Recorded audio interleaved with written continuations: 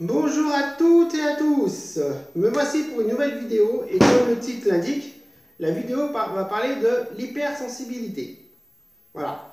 Pourquoi? Parce que je suis hypersensible. Alors avant toute chose, je tiens à dire que cette vidéo, je ne fais pas un débat sur l'hypersensibilité, je ne vais pas décrire l'hypersensibilité en elle-même, je vais parler de moi.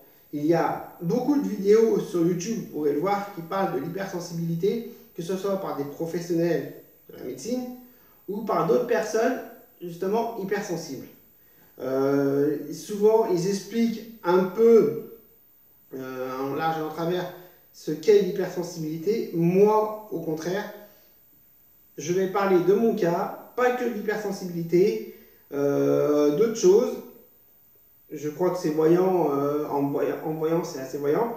Donc je vais expliquer un peu le tout. Voilà. Cette vidéo, ça sera plus explicatif et aussi de parler justement avant tout de mon hypersensibilité. Donc allons-y. Donc comme vous pouvez le voir, j'ai mon t-shirt, mais c'est une couette que j'ai autour de moi.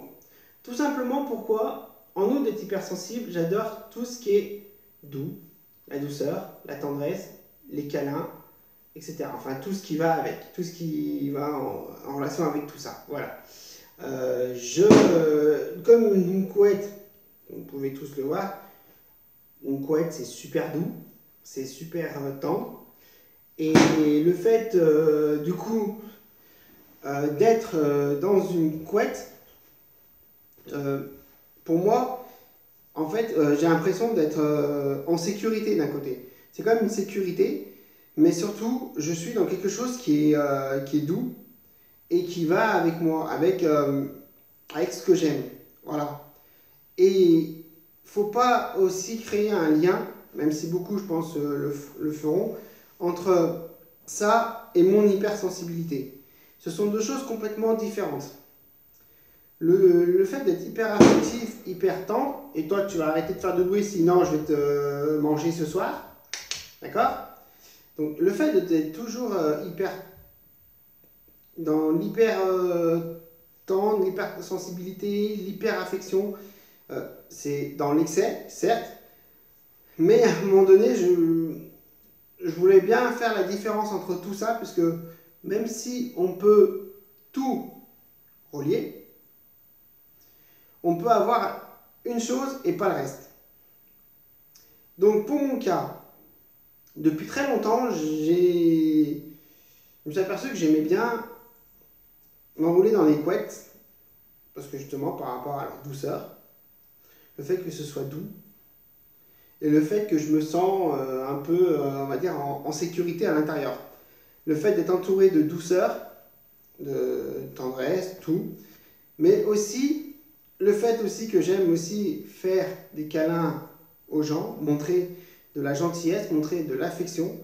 Je trouve que ça donne de la joie aux autres. Quand on rajoute là-dessus mon hypersensibilité, sans parler du fait que je suis entre guillemets non binaire, voilà, que j'adore les vêtements féminins. Donc ça ne veut pas dire que les vêtements féminins sont plus doux que les vêtements masculins. Voilà, ça c'est chacun son avis là-dessus, chacun son idée là-dessus. Voilà. Mais donc du coup, comme je dirais, je suis vraiment à fond dans tout ce qui est tendresse, amour, amitié, affection, douceur. Voilà. Je n'aime pas la violence, je n'aime pas la haine, je n'aime pas tout ça. Je sais très bien qu'il y a des gens qui sont comme ça. On ne peut rien y faire, voilà. Et le confinement a quand même, malgré tout, du bon.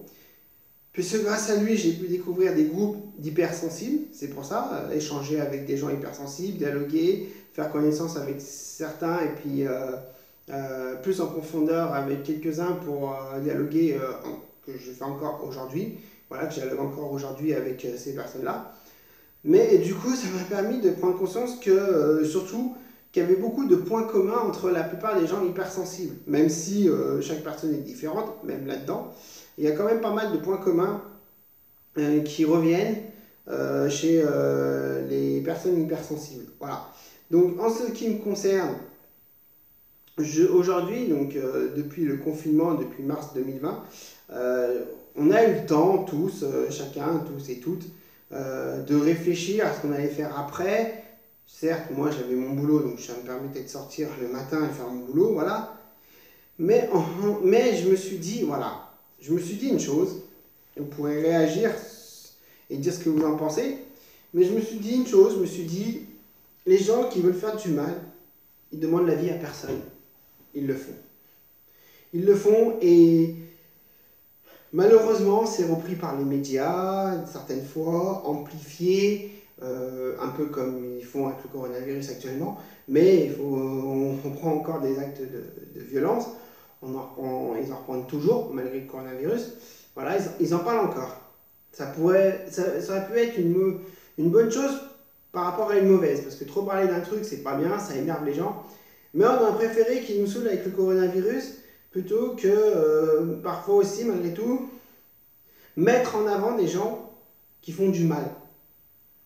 Et moi, je me suis dit, moi, je ne veux pas de ça. Moi, c'est pas ça. J'ai pas envie, pour passer à la télé, faire du mal aux gens. Non, non. Que je passe à la télé ou pas, je m'en fous. Puisque eux, ils le montrent, et ben moi aussi, je vais montrer que j'ai envie de faire du bien aux gens. Je vais faire des actions qui vont dans ce sens-là, des actions qui vont dans la tendresse, la douceur, ou des actions qui vont dans l'humanité, c'est-à-dire qu'il y ait plus de dialogue, plus d'échanges entre les gens, pour montrer que oui, en ville, on se croise tous, on est tous des inconnus les uns les autres, on va au travail, on va chez des amis, enfin bref, donc on croise pas mal de monde, et du coup, on croise les gens, mais sans les connaître. Bon, c'est sûr que c'est dur de connaître tout le monde quand on habite dans une ville avec une concentration de population qui dépasse le million d'habitants. Je prends, vu que je suis à Lyon, je prends Lyon et son agglomération, parce que Lyon en elle-même a 520 ou 530 000 habitants aujourd'hui, donc il ne dépasse pas le million. Mais avec l'agglomération, oui. Donc c'est sûr que quand on regarde le nombre que ça fait en habitants, c'est pas possible de connaître tout le monde. Mais je sais pas, un peu d'humanité, ça permet d'être moins stressé, d'être surtout, quand il y a une personne qui fait un geste, un bon geste envers nous, bah, ça nous fait plaisir. Et donc, je vais mettre. Bon, c'est sûr que je vais montrer mon hypersensibilité là-dedans aussi. Voilà. Voilà, parce que je pense que quand je vais faire des actions, je vais en parler aussi. Je vais parler de mon hypersensibilité, je vais expliquer un peu aux gens qui ne me connaissent pas, justement. Et c'est pas marqué sur notre front. Une personne hypersensible, c'est pas marqué je suis une personne hypersensible sur le front. Non. Non, donc les gens ne peuvent pas savoir. Les gens, quand ils me croisent, ils voient juste un être humain comme tout le monde et qui va à un endroit précis ou qui bosse, voilà quoi. Donc du coup, c'est en faisant des actions, en faisant des choses bien, donc j'ai décidé, comme beaucoup font depuis plus d'une dizaine d'années maintenant, donc déjà les free eggs, ça peut être donc les câlins gratuits, c'est aussi quelque chose pour montrer aux gens que voilà quoi, c'est sûr, je me fais vacciner le 8 juin, donc après le 8 juin, après le deuxième rappel, donc déjà je ne vais pas y faire avant le mois de juillet, parce que j'aurai le rappel, pas avant mi-juillet, autour du 14 juillet, pas avant. Donc c'est sûr que tout ce qui est câlin gratuit, j'y ferai après. Ensuite, j'ai décidé, je dis voilà, dans les campagnes, dans les petits villages, ils se connaissent, donc ils font des trucs des fois assez sympathiques, c'est-à-dire des apéros.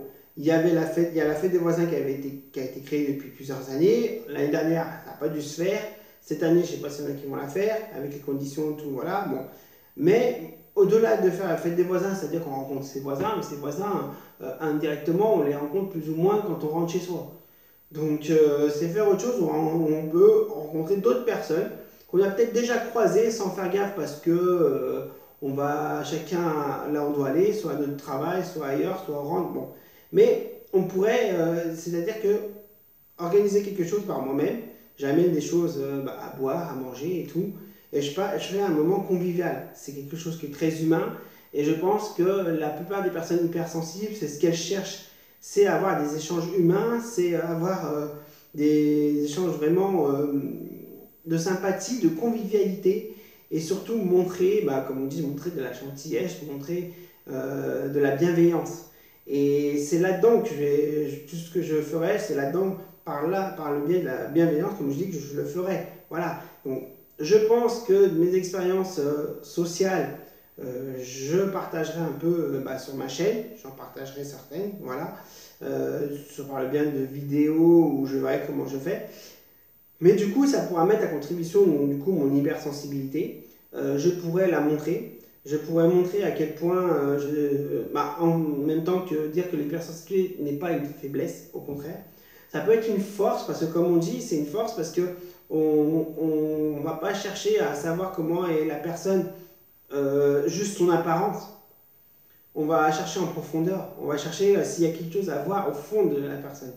S'il y a quelque chose de magnifique au fond d'elle. Voilà. On va creuser, on va chercher ça. Et essayer de le faire sortir pour dire que dans chaque personne, il peut avoir quelque chose de merveilleux au fond d'elle. Et le mieux, c'est d'y sortir, d'y faire voir. Voilà. Donc, en l'occurrence, comme je le disais, comme vous le voyez, donc, au-dessous de mon t-shirt, j'ai mis ma couette, une de mes couettes, que vous voyez, parce que, voilà, donc comme je disais, je ne relie pas ça à mon hypersensibilité, mais surtout le fait que j'aime tout ce qui est doux. La douceur, la tendresse, une couette c'est très doux, j'adore ça, et j'ai mis du temps à le montrer, parce que comme on dit, quand on découvre quelque chose en nous, quand on est jeune, quand je dis jeune, c'est autour de la période de l'adolescence, si c'est quelque chose qu'on ne voit pas au quotidien, qu'on ne voit pas autour de nous, que ce soit dans notre famille, que ce soit dans nos amis ou autre, c'est quelque chose qu'on n'ose pas le dire pour X raisons, et que ce soit ça, que ce soit le fait que je suis hypersensible, le fait que je suis non-binaire, entre guillemets, ou queer, comme je le dis sur ma chaîne, vu que je ne savais pas trop comment me définir à l'époque, il n'y avait pas autant de mots que maintenant, quand j'étais ado, les mots sont apparus avec le temps. C'est beaucoup de choses qui sont venues assez rapidement avec les années, toute la période de mon adolescence, du début jusqu'à la fin. Et c'est un âge où on n'est peut-être pas prêt à avoir tout ça d'un coup. Surtout quand on n'a personne à qui en parler. Ou alors que j'aurais pu en parler à des médecins, parce que je suis allé en voir pendant mon adolescence, et puis des psychologues, mais je ne pensais pas, moi, qu'ils allaient comprendre certaines choses. Et puis, c'était pas dans ce but-là que j'allais les voir, entre guillemets, de base. Et du coup, et des choses que je voulais cacher parce que quand on est jeune et qu'on ne connaît pas grand-chose, surtout sur la vie d'adulte, et qu'on ne connaît rien, justement, eh ben, on n'ose pas en parler. Et puis mon hypersensibilité, je l'ai découvert à ma majorité, à peu près à 17-18 ans. Donc, à la limite 18 ans, donc j'étais pas major, mais presque. Donc, du coup, c'était la cerise sur le gâteau, comme on dit, ce que j'ai découvert en dernier. Et c'est ce qui m'a, que pendant plusieurs années, ce qui m'a fait que j'ai perdu pas mal de temps et qu'aujourd'hui, je n'ai plus envie d'en perdre. Et comme on dit, on n'a qu'une vie, donc autant en profiter, autant la vivre, autant faire ce qui nous plaît. Voilà. Et pour ma part, vu que j'adore tout ce qui est bienveillance et tout ça, donc comme je l'ai dit, je compte le montrer, faire des expériences sociales dans ce sens-là, les partager quand ça sera le moment, parce que je ne pense pas que j'en ferai avant le mois de septembre, donc voilà. Comme vous avez pu le voir, j'ai mis la première partie de mon vlog, de ma semaine de vacances, c'est la première partie qui est sortie.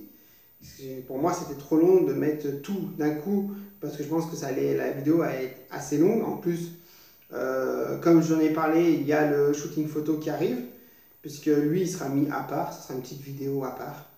Je pense que pendant que je le mettrai j'ai décidé de ne pas le mettre dans le vlog, de faire une petite vidéo à part.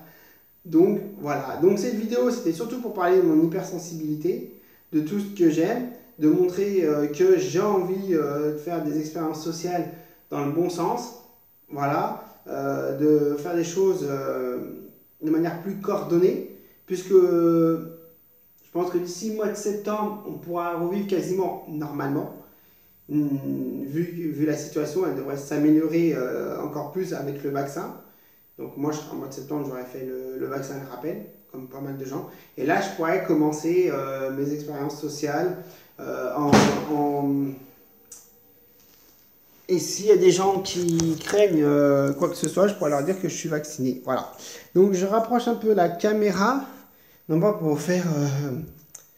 comment dire, pour faire apprécier ma couette, mais pour que vous voyez ce qui est marqué sur mon t-shirt. Why be racist, sexist, homophobic or transphobic when you could just be quiet? Voilà. Donc c'est marqué en anglais, je suis d'accord. Pour les personnes qui ne parlent pas anglais, aujourd'hui avec Internet, c'est simple, on met la traduction. On écrit le texte et dans anglais. À côté, il y a la traduction, ils mettent la traduction en français.